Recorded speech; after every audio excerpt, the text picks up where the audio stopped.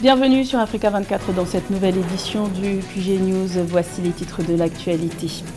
Le stade Hussein Ait Ahmed de Tizi Ouzou s'apprête à accueillir ses premiers spectateurs en Algérie.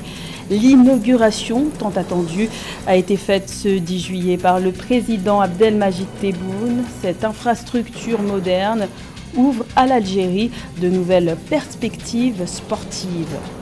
Le retrait du Mali, du Burkina Faso et du Niger de la CEDEAO est irréversible. Tels sont les propos tenus par le ministre malien des Affaires étrangères, Abdoulaye Diop, au lendemain de la tenue du premier sommet de l'Alliance des États du Sahel. Alors, entre coopération et médiation, quelle marge de manœuvre est encore possible? Élément de réponse dans cette édition. Et la Côte d'Ivoire poursuit son objectif de transformer localement ses productions pour gagner en valeur ajoutée. Un nouvel incubateur dénommé Kajou Foodtech a récemment été inauguré. Objectif affiché, transformer quotidiennement 200 kg d'amandes et autant de pommes de cajou. Ce mercredi 10 juillet marquait l'aboutissement d'un projet de longue haleine en Algérie. Le président Abdelmajid Tebboune a procédé à l'inauguration du nouveau stade Hussein Ait Ahmed dans la wilaya de Tizi Ouzou, la deuxième plus grande ville de Kabylie. Avec une capacité de 52 000 places, cette infrastructure est considérée comme le troisième stade le plus important du pays et se distingue par ses équipements modernes. Ces installations vont bénéficier en premier lieu à l'AJS Kabylie, club majeur du football algérien. Cette infrastructure représente aussi l'opportunité d'évoluer dans un cadre conforme aux normes internationales et ouvre de nouvelles perspectives sportives à l'Algérie. Le décor a été planté dès le lendemain du premier sommet de l'Alliance des États du Sahel qui s'est tenu à Niamey le 6 juillet. Le départ du Mali, du Burkina Faso et du Niger de la communauté économique des États de l'Afrique de l'Ouest, CEDEAO, est irréversible. Ce sont les propos du chef de la diplomatie du Mali, Abdoulaye Diop. Cependant, une coopération entre l'AES et la CEDEAO reste possible. Alors, quelle marge de manœuvre pour des tentatives de médiation? Élément de réponse avec Cheikh Omar Kamara. Au Mali, le ministre malien des Affaires étrangères, Abdoulaye Diop, a fait une déclaration lundi 8 juillet 2024 à la télévision nationale selon laquelle le départ des trois pays de l'Alliance des États du Sahel, à savoir le Niger, du Burkina Faso et le Mali de la communauté économique des États de l'Afrique de l'Ouest, CEDEAO, était désormais acté de manière irréversible. Cette annonce intervient au lendemain du sommet de la CEDEAO qui a nommé les présidents sénégalais et togolais comme médiateurs dans les prochaines discussions avec les trois États. Nous ne pensons pas que l'AES soit en opposition à qui que ce soit, mais nous travaillons plutôt pour réaliser des choses pour nos populations. Naturellement, par rapport à la CEDEAO, nos chefs d'État ont été très clairs. À Niamey, vous les avez entendus en indiquant que le retrait des trois pays de la CEDEAO est irrévocable et a été fait sans délai. Et à partir de cet instant, nous devons cesser de regarder dans le rétroviseur. Nous voulons vraiment travailler plutôt à matérialiser cette volonté-là. Face aux rumeurs d'imposition de visas aux ressortissants de l'Alliance des États du Sahel, AES, dans l'espace de la communauté économique des États de l'Afrique de l'Ouest, CEDEAO, le ministre Diop a apporté des précisions rassurantes. Ce qui concerne l'AES, nous sommes dans une autre dimension, nous sommes dans une autre dynamique qui est celle de la fraternité, de la solidarité et de l'amitié entre les peuples. Et dans ce contexte, toutes les populations africaines sont les bienvenues dans notre pays. Et je voudrais, au nom des plus hautes autorités du Mali, rassurer nos compatriotes que tout est mis en œuvre par les plus hautes autorités pour pouvoir protéger et appuyer apporter toute l'attention nécessaire à nos ressortissants qui vivent dans les autres espaces autour de nous. Les présidents burkinabés Ibrahim Traoré, malien Assimi Goïta et nigérien Abdourahmane Tiani ont acté le 6 juillet 2024 la création de la Confédération des États du Sahel. Une décision prise à l'issue du premier sommet de l'Alliance des États du Sahel, AES, qui regroupe le Burkina Faso, le Mali et le Niger, tenu dans la capitale nigérienne, Niamey. La Côte d'Ivoire met un coup d'accélérateur à la transformation locale pour gagner en valeur ajoutée. Un nouvel incubateur pour l'anacarde a été inauguré le 6 juillet à Yamoussoukro. Cette infrastructure dénommée Kajou Food Tech est destinée à renforcer les capacités des petites et moyennes entreprises en matière de transformation de noix de cajou pour rendre cette filière plus compétitive. Les explications de Marie-Raphaël Antolo. En vue de renforcer la chaîne de valeur de la filière anacarde en Côte d'Ivoire, le gouvernement ivoirien a inauguré un incubateur destiné à renforcer les capacités des petites et moyennes entreprises en matière de transformation de la noix de cajou le 6 juillet. Se voulant une avancée majeure dans le secteur agroalimentaire, cette infrastructure va ainsi offrir une technologie de pointe aux agrotransformateurs et PME de petites transformations, leur permettant d'optimiser leur production et d'améliorer la qualité de leurs produits. Cet incubateur constitue un maillon extrêmement important dans la transformation des produits, dans la mesure où il permet la transformation sur place de ce produit extrêmement important, c'est-à-dire donc de création des emplois sur place.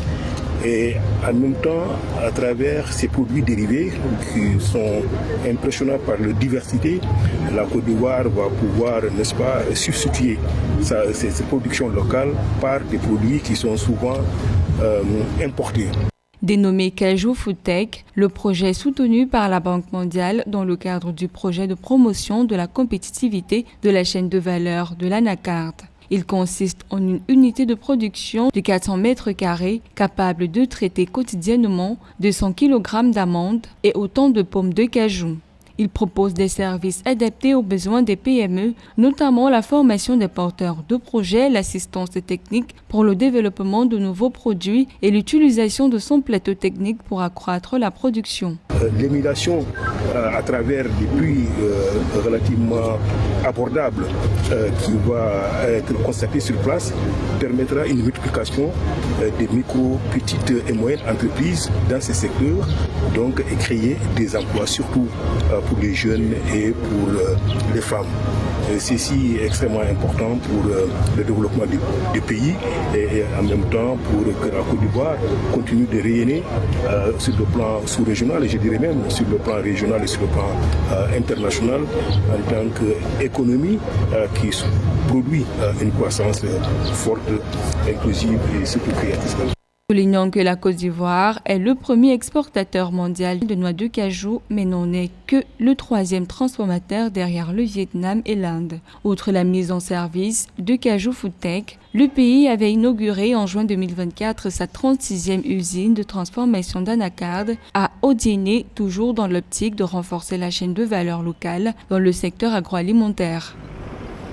L'éducation et le genre en Afrique étaient au cœur de la première conférence panafricaine de l'Union africaine sur l'éducation des filles et des femmes qui s'est tenue du 2 au 5 juillet à Addis Abeba en Éthiopie. 4 jours à l'issue desquels 10 recommandations ont été adoptées pour garantir l'égalité d'accès à l'éducation et faire de 2024 une année spéciale pour l'éducation en Afrique. Plus de détails avec Sarah Yemele.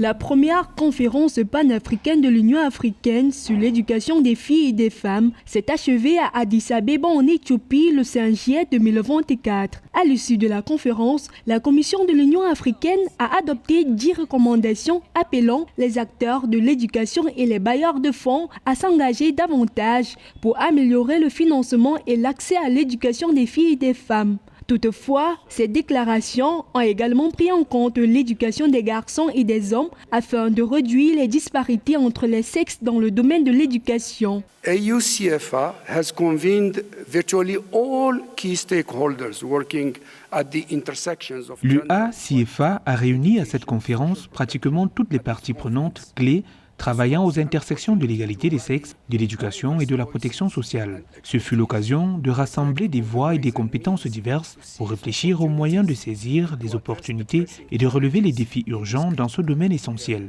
Cette déclaration, ainsi que la campagne Eduquetha, reflètent une reconnaissance croissante de l'importance d'augmenter les investissements dans l'accès des filles et des femmes à l'éducation et au développement des compétences à travers l'Afrique.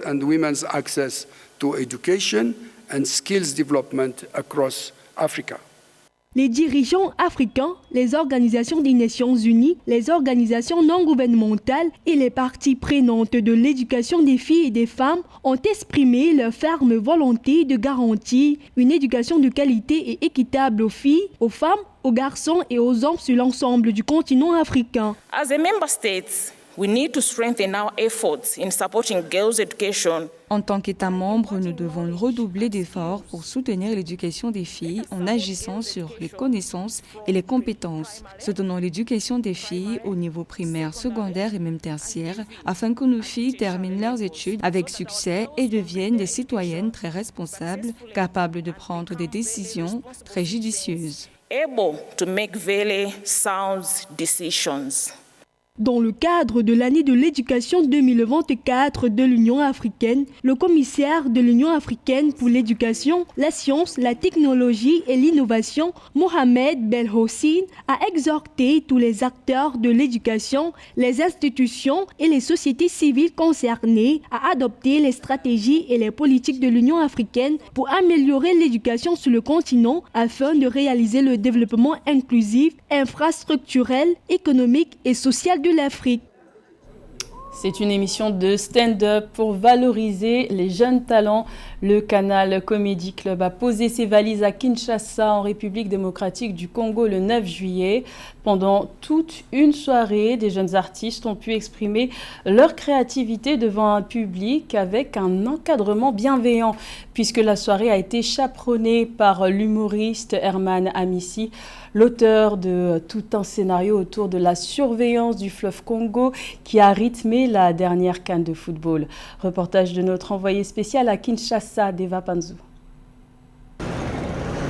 Le Canal Comedy Club est une émission innovante de stand-up qui donne la chance à des humoristes amateurs de montrer leur talent sur scène. Organisée sur une soirée entière, cette émission voit défiler de jeunes artistes pleins d'ambition et de créativité, cherchant à faire rire un public avide de nouvelles découvertes. Ce mardi 9 juillet 2024, Yo-Yo et Tonton Cadeau font partie de cette nouvelle génération qui rêve de devenir humoriste professionnel. Je suis content de faire pour la deuxième fois le Canal parce que pour moi c'est une opportunité de grande visibilité. Je l'ai fait en 2022, ça fait de moi la star dans ma commune. Ça m'a permis de m'affirmer en tant qu'humoriste et pour cette deuxième fois, pour moi c'est aussi une grande opportunité. L'humour c'est toute ma vie, je peux dire, parce que je trouve du plaisir à faire rire les autres. Et ça n'a pas commencé aujourd'hui. Depuis que j'étais toute petite, j'aimais faire ça. Et quand je grandis, j'ai dit pourquoi ne pas faire un métier. J'ai toujours rêvé de participer à ça et j'ai dit merci à Canal+ pour l'opportunité qu'ils m'ont donnée de passer. Diffusée sur Canal+ Pop, l'émission offre une plateforme idéale pour découvrir les futurs talents de l'humour africain tout en renforçant les liens culturels entre les différents pays du continent. Pour ce numéro enregistré à Kinshasa, Herman Amissi, un artiste humoriste de renommée internationale qui a rempli le Casino de Paris le 30 juin 2024, est le modérateur et assiste les jeunes talents. Pour ce soir, je pense qu'en collaboration avec Canal+, on a cette opportunité de partager le peu de savoir qu'on a avec ces jeunes qui nous prennent pour exemple, avec ces jeunes qui rêvent de devenir humoristes international un jour. Ils ont les talents, ils ont la volonté, il manque un encadrement. Et nous sommes là pour ça. On a eu à nous encadrer dans le passé et aujourd'hui, ils ont besoin de nous. Et Canal+ est là pour nous donner le peu qu'il faut en fait, afin d'accompagner, d'être cette vitrine pour ces jeunes sur les plans africains. Le Canal Comedy Club est une émission innovante soutenant l'humour sur le continent africain. Celle-ci a été initiée à Libreville, au Gabon, en 2019. Le concept est voué à s'étendre à travers toute l'Afrique francophone, permettant ainsi une large diffusion de la culture humoristique africaine. Plus que 2 semaines avant le coup d'envoi des Jeux Olympiques de Paris qui débuteront le 26 juillet, c'est dans ce contexte qu'une délégation d'athlètes kenyans a été reçue le 5 juillet par le président William Ruto à Nairobi. Le chef de l'État leur a remis le drapeau national en leur faisant part de ses espoirs de médailles. Rappelons qu'à l'édition précédente qui s'est tenue à Tokyo, le Kenya avait remporté 10 médailles, dont 4 en or. Un sujet de Cheikh Omar Kamara. Le président de la République du Kenya, William Ruto, a reçu le 5 juillet 2024 à la State House de Nairobi les athlètes kenyans qui représenteront le pays d'Afrique de l'Est aux Jeux Olympiques de Paris 2024. Dans son discours, le président Ruto a salué les performances passées des athlètes kenyans et les a encouragés à donner le meilleur d'eux-mêmes. Il a souligné l'importance de représenter dignement le Kenya et de porter haut les couleurs de la nation sur la scène internationale. Nous ne pouvions pas demander plus que de vous attendre à votre excellent rôle habituel en tant qu'ambassadeur de sport de haut niveau, car vous représentez pleinement et superbement la marque Kenya. Je n'ai aucun doute dans mon esprit que nous reviendrons ici pour célébrer les médailles et célébrer votre excellence et votre succès. Mes meilleurs vœux de la part de nous tous, les 50 millions d'entre nous. Alors que vous irez à Paris, sachez que notre bonne volonté, nos prières et notre soutien dans tous les sens sont juste derrière vous. Par ailleurs, le président Ruto a également présenté les kits de cérémonie de l'équipe kenyane pour les Jeux Olympiques qui ont suscité des critiques de la part de certains citoyens. Malgré ces controverses, le président a exprimé sa confiance dans l'expertise locale. Je suis très fier de l'équipe que je vois ici et particulièrement fier de l'exercice dans lequel nous sommes engagés. Nous avons des talents kenyans capables de créer une tenue véritablement made in Kenya, conçue par des Kenyans, produite par des Kenyans et adaptée par des Kenyans. Je suis très fier que nous fassions cela. A rappeler que les Jeux Olympiques de Paris se dérouleront du 26 juillet au 11 août 2024 et les Jeux Paralympiques du 28 août au 8 septembre. Le Kenya sera représenté par 90 athlètes aux Jeux Olympiques et 11 aux Jeux Paralympiques. C'était le journal de la rédaction. Merci de l'avoir suivi. L'information continue sur Africa 24.